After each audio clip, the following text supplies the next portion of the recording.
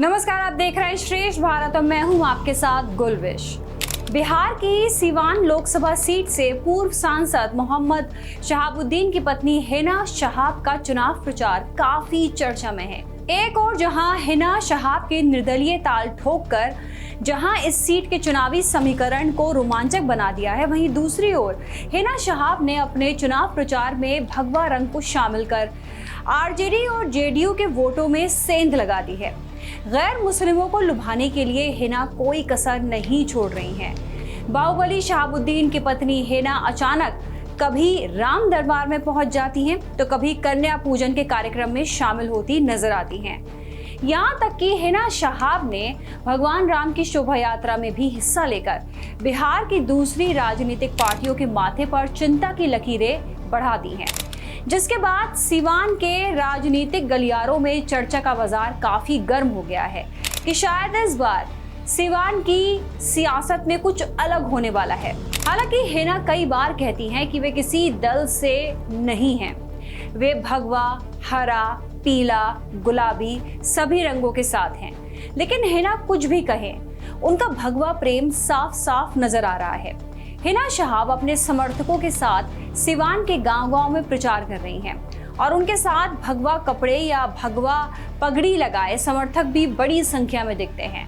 वहीं दूसरी ओर सीवान सीट से प्रत्याशी विजय लक्ष्मी देवी के लिए प्रचार कर रहे उनके पति रमेश कुशवाहा हिना शहाब को लेकर तंज करते नजर आए। वे हिना को नसीहत देते हुए दिखे कि अगर हिना शहाब को भगवा से इतना प्रेम है तो जेडीयू में शामिल हो जाएं या बीजेपी की सदस्यता ले लें।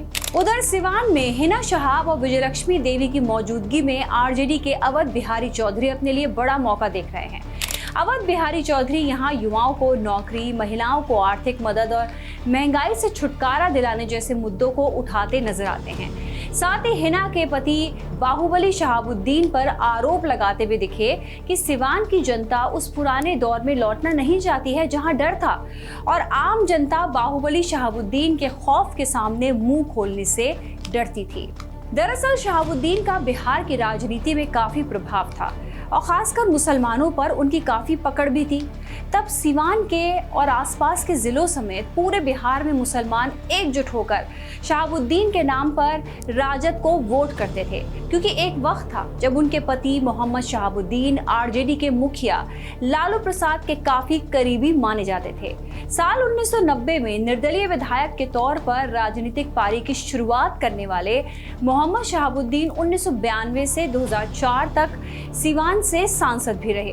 आपको बता रहे कि शहाबुद्दीन सीवान के बहुचर्चित तिहरे हत्याकांड समेत लगभग दर्जन भर मामलों में उनको सजा हुई थी।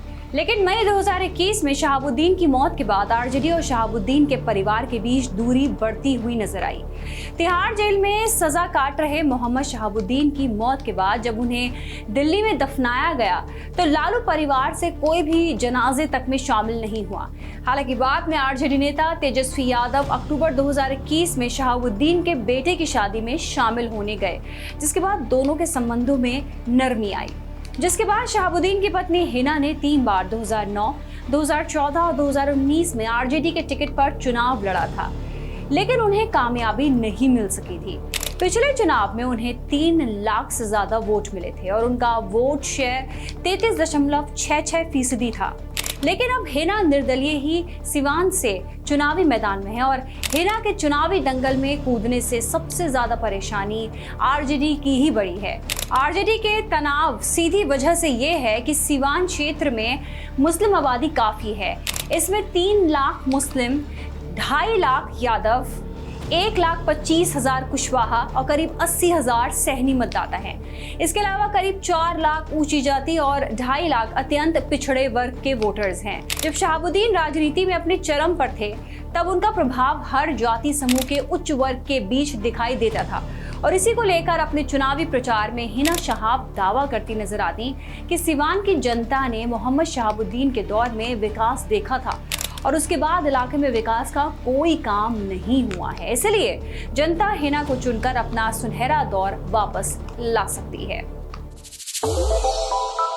श्रेष्ठ भारत पर खबरों से जुड़े रहने के लिए चैनल को सब्सक्राइब और लाइक करें, बेल आइकन दबाएं और देखते रहें श्रेष्ठ भारत।